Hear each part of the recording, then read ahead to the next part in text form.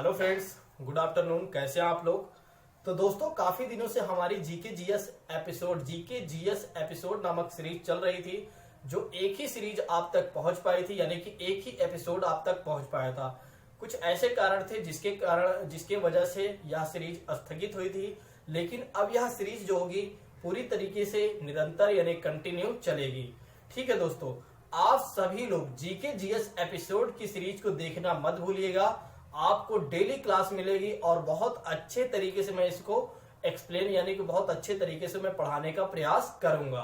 और साथ ही साथ मैं आप सभी लोगों को बताना चाहूंगा कि आप यदि भारत की कोई भी एग्जाम की प्रिपरेशन कर रहे हैं, यहां तक कि यदि आप आईएएस की भी प्रिपरेशन कर रहे हैं, तब भी आपको यह सीरीज देखनी चाहिए। क्यों देखनी चाहिए? क्योंकि आपको भी जीके जीएस थोड़ा बहुत जीके पढ़ना चाहिए। क्योंकि यदि आप जीके यानी कि फैक्ट चीजें जब पढ़ते हैं तो आपको इंटरलिंकिंग करने में कोई समस्या नहीं होगी दोस्तों। तो आइए शुरू करते हैं, किसी और बात की चर्चा ना करते हुए। यहां पर कहा जा रहा है जीके जीएस एपिसोड की दूसरी सीरीज, जिसमें टॉपिक है धार्मिक आंदोलन। धार्मिक आंदोलन कहते ही आपके माइंड में दो बातें आ जानी चाहिए, दो चीजों के बारे में आ जाना चाहिए। पहली चीजें हैं जैन धर्म और दूसरा है आपका बौद्ध धर्म दोस्तों। तो आज हम बात करेंगे पहली सीरीज यानी कि पहली चीजें में हम बात करेंगे धार्मिक आंदोलन में, वो है जैन धर्म दोस्तों। ठीक है, आइए बात करते हैं जैन धर्म के बारे में। ठीक है, किसके बारे में हम बात करेंगे? जैन धर्म के बारे में बात की जाती है। जैन धर्म और जैन धर्म के संस्थापक कौन होंगे? जैन धर्म के संस्थापक कौन होंगे दोस्तों? कुछ लोग जानते होंगे, भली भांति इससे परिचित होंगे, महावीर स्वामी जी। जैन धर्म के संस्थापक कौन है? महावीर स्वामी जी। ठीक है, जिसके बारे में आप पहले से जानते हैं। ठीक है, अब जैन धर्म के कुछ अन्य नाम भी है दोस्तों। जैन धर्म के अन्य नाम भी हैं, आइए जानते हैं जैन धर्म के अन्य नाम। जैन धर्म का अन्य नाम के बारे में यदि हम जाने तो कौन कौन से नाम है? कुरचक। कौन सा नाम है दोस्तों? पहला नाम है कुरचक, दूसरा है यापनीय। ठीक है, नेक्स्ट है यापनीय और श्वेतपट। नेक्स्ट कौन सा है? श्वेतपट। और अगला है आपका निर्ग्रंथ। निर्ग्रंथ मतलब होता है बंधन रहित आदि दोस्तों। पहली चीजें मैंने आपको बताया कि जैन धर्म के बारे में बताया। जैन धर्म के संस्थापक कौन है? हमारे परीक्षा के लिहाज से ऐसे प्रश्न पूछा जाता है कि जैन धर्म के संस्थापक कौन है? वो है महावीर स्वामी। ठीक, और उसके बाद बात की जाती है कि जैन धर्म के अन्य नाम कौन कौन से हैं। इसके बारे में भी कई बार मिलान करने के लिए प्रश्न बन जाता है दोस्तों। तो कुरचक, यापनीय, श्वेतपट और निर्ग्रंथ आदि ऐसे नाम हैं जो जैन धर्म के अन्य नाम है दोस्तों। ठीक है, जो जैन धर्म है यानी कि जैन शब्द जो है वो संस्कृत के शब्द से निकलकर बना है। संस्कृत के शब्द यानी कि संस्कृत के एक शब्द है जिन। संस्कृत के एक शब्द है जिन, और जिसका अर्थ होता है दोस्तों, इसका अर्थ होता है विजेता। क्या होता है दोस्तों? विजेता होता है, जितेंद्रिय। ठीक है, क्या होता है? विजेता या जितेंद्रिय। तो मैंने आपको बताया कि जैन धर्म में जैन शब्द किससे निकलकर बना हुआ है? तो संस्कृत के शब्द से निकलकर बना हुआ है, और वह शब्द कौन है? जिन। और जिन का अर्थ होता है विजेता दोस्तों। ठीक है, क्या होता है? विजेता होता है। नेक्स्ट बात की जाती है जैन धर्म के महात्माओं को क्या कहा जाता है? जो जैन धर्म के महात्मा होते हैं उन्हें क्या कहा जाता है? जैन धर्म के महात्मा। जैन धर्म के महात्मा को क्या कहा जाता है दोस्तों? इनके महात्माओं को क्या कहा जाता है? निर्ग्रंथ कहा जाता है। निर्ग्रंथ से तात्पर्य होता है दोस्तों बंधन रहित। संसार की जो आप जानते हो, जैसे कि संपत्ति जो आदि चीजें होती हैं, जो लालच, लोभ, इन सब चीजों से मुक्त जो व्यक्ति होता है उसे क्या कहा जाएगा? निर्ग्रंथ कहा जाएगा। क्या कहा जाएगा? निर्ग्रंथ कहा जाएगा। और निर्ग्रंथ से तात्पर्य होता है बंधन रहित। तो प्रश्न पूछा जाता है कि जैन धर्म के महात्माओं को क्या कहा जाता है? तो क्या कहा जाता है? निर्ग्रंथ कहा जाता है। और जिसका शाब्दिक अर्थ होता है बंधन रहित दोस्तों। नेक्स्ट आइए बात करते हैं जो जैन धर्म के संस्थापक हैं। जैन धर्म के संस्थापक कौन है? महावीर स्वामी। और इन्हें क्या कहा गया, या जैन धर्म के संस्थापकों को क्या कहा गया? जैन धर्म के कई संस्थापक हैं, लेकिन जो प्रमुख संस्थापक है वो है महावीर, ठीक है। और इनके संस्थापकों को क्या कहा जाएगा दोस्तों? इनके संस्थापकों को कहा जाएगा तीर्थकर, ठीक है। कई बार तीर्थंकर भी बोलते हैं और कई बार तीर्थकर भी बोलते हैं। बोथ आर द सेम प्रश्न, ठीक है, both are the same name, ठीक है। तो मैंने आपको बताया कि जैन धर्म के जो संस्थापक होते हैं या संस्थापकों को क्या कहा गया है? तीर्थंकर यानी कि तीर्थकर कहा गया है। और जैन धर्म के महात्माओं को क्या कहा गया है दोस्तों? निर्ग्रंथ। और निर्ग्रंथ से क्या तात्पर्य हो जाएगा आपका? बंधन रहित, ठीक है। नेक्स्ट आइए बात करते हैं आगे की कहानी, ठीक है। आगे की कहानी दरअसल कही जा रही है, या आगे पॉइंट हमारा कह रहा है कि जैन धर्म के प्रथम तीर्थंकर कौन थे, ठीक है। जैन धर्म, अब आइए बात कर लेते हैं जैन धर्म के प्रथम तीर्थंकर। जैन धर्म के प्रथम तीर्थंकर, जैन धर्म के प्रथम तीर्थंकर या तीर्थकर कौन थे दोस्तों? तीर्थकर कौन थे? ऋषभ देव, एक मिनट दो, हाँ ठीक, ऋषभ देव, ऋषभ देव, या इनका एक नाम और भी है आदिनाथ दोस्तों। एक और नाम से भी जानते हैं, इनका एक और नाम है आदिनाथ। तो मैंने आपको बताया कि जैन धर्म के प्रथम तीर्थंकर कौन है या तीर्थकर कौन है?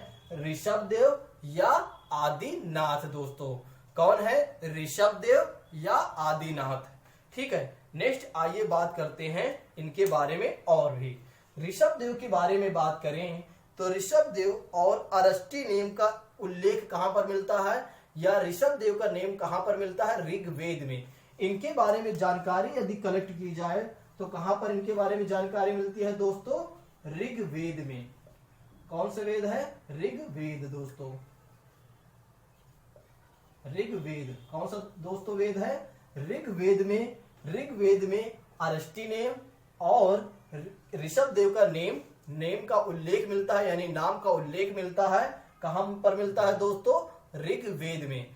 तो मैंने आपको बताया कि जैन धर्म के संस्थापक कौन है, जैन धर्म के अन्य क्या नाम है, जैन का शाब्दिक अर्थ क्या होता है, फिर मैंने आपको बताया जैन के महात्माओं के क्या कहा गया, और जैन धर्म के संस्थापकों को क्या कहा गया।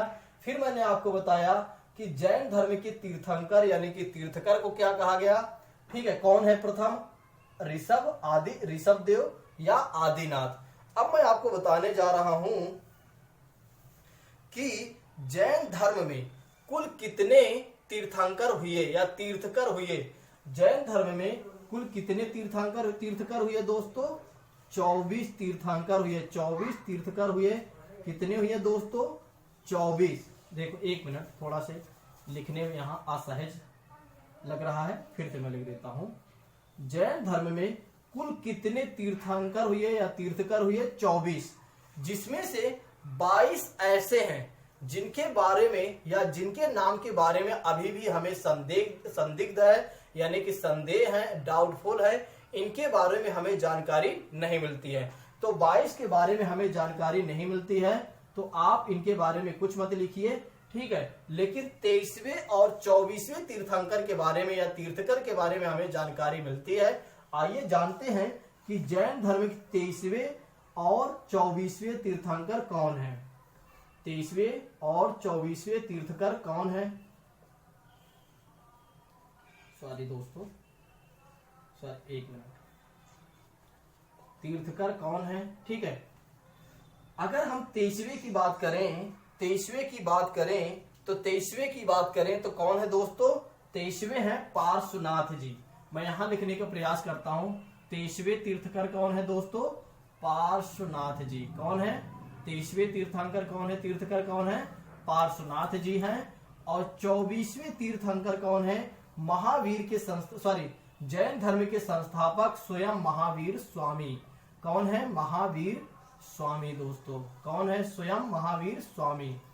तो आइए बात करते हैं एक बार रिवीजन की तरफ चलते हैं ताकि आपको सारी चीजें क्लियर हो जाए। ठीक है, तो मैंने आपको सबसे पहले क्या बताया, जैन धर्म के बारे में बताया। जैन धर्म के संस्थापक कौन है, महावीर स्वामी।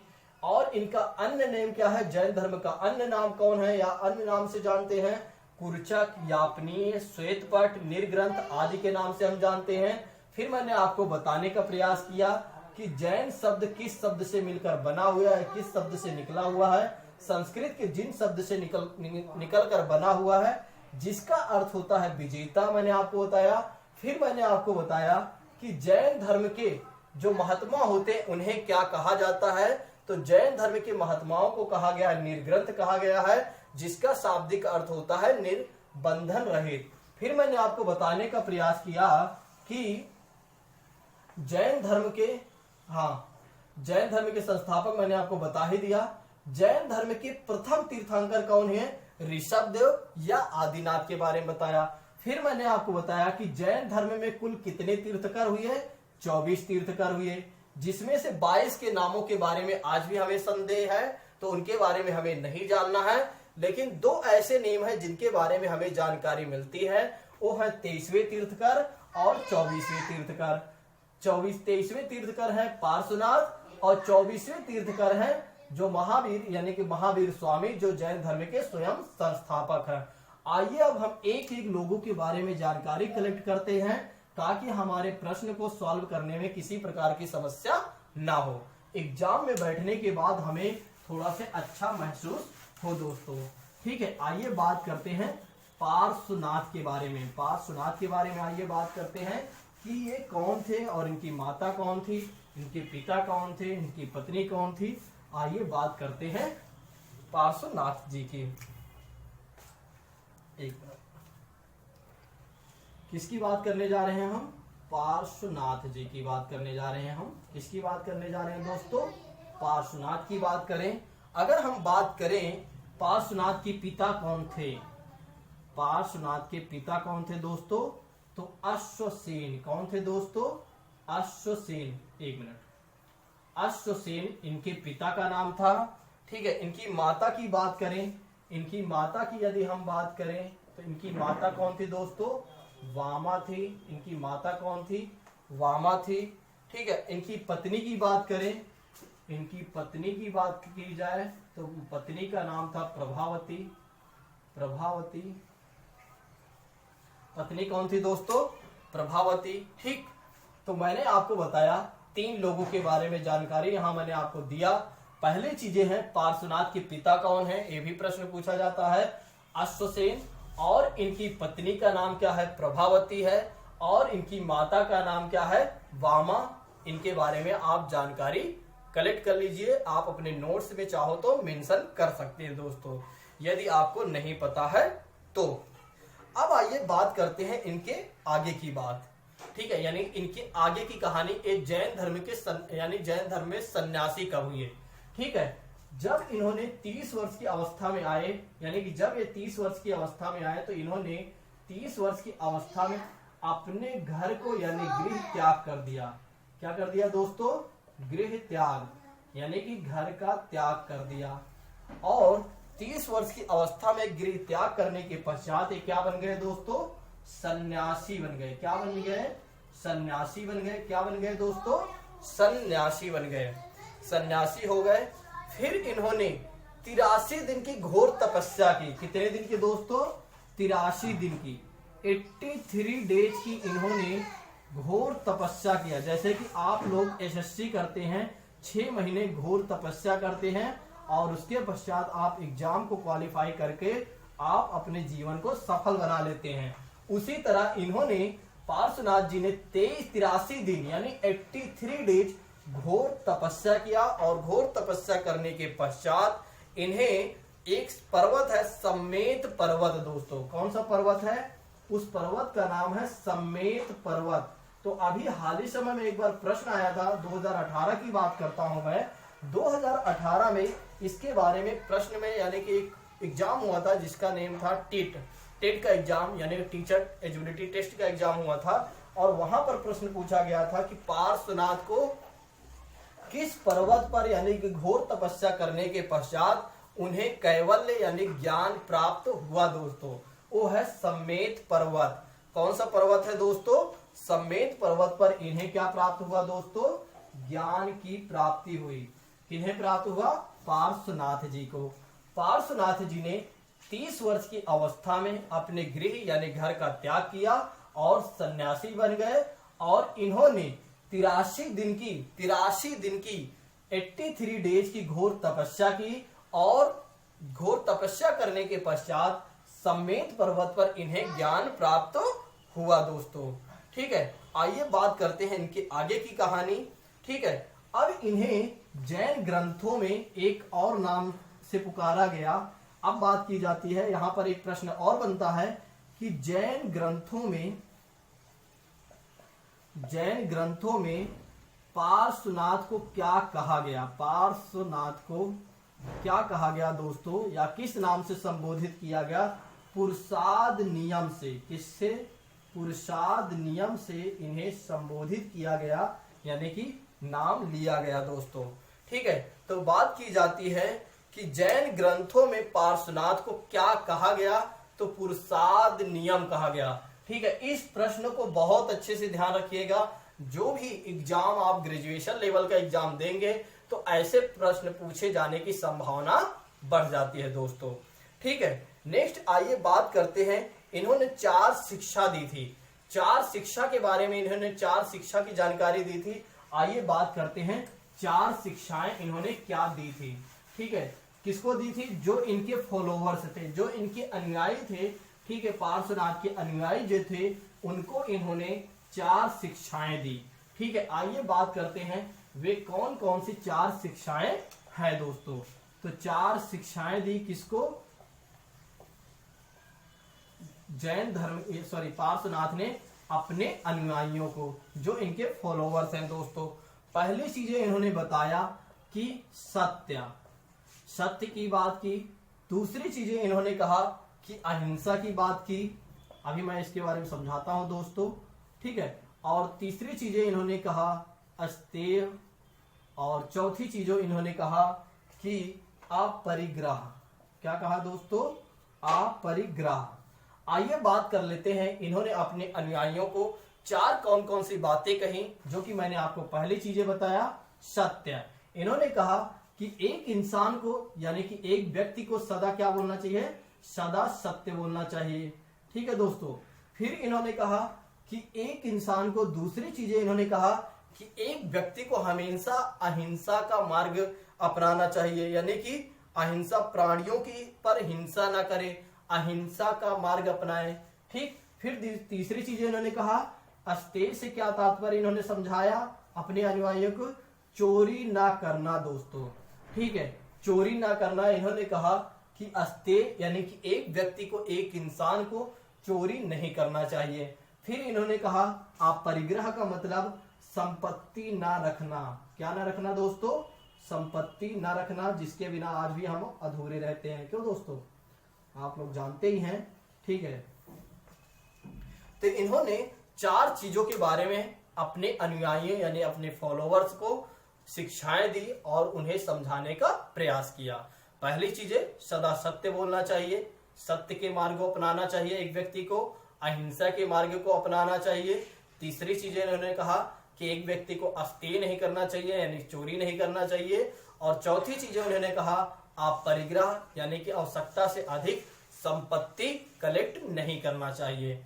फिर आइए बात करते हैं इनकी थोड़ी सी और कहानी के बारे में। फिर आज के लिए हम विराम देते हैं, कल हम जैन धर्म के बारे में आगे बात करेंगे।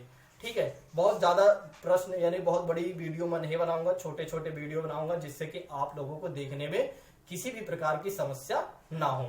ठीक है, आपको देखने में ज्यादा समय ना लगे। ठीक है, बात करते हैं महावीर स्वामी के पिता और माता भी पार्श्वनाथ के अनुयायी थी। तो कई बार प्रश्न पूछा जाता है कि महावीर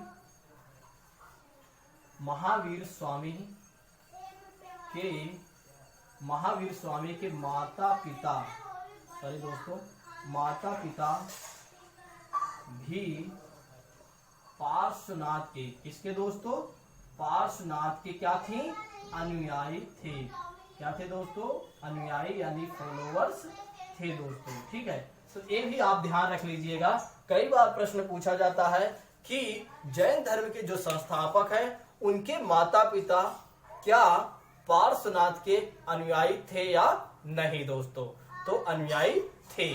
कल हम पढ़ेंगे महावीर स्वामी के बारे में, यानी कि 24वें तीर्थंकर। देखो इसमें क्या होगा, जीके जीएस एपिसोड में आपको कोई एक सीरीज नहीं चलेगी, हाँ एक टॉपिक चलेगा जिस टॉपिक को मैं क्लियर कराऊंगा।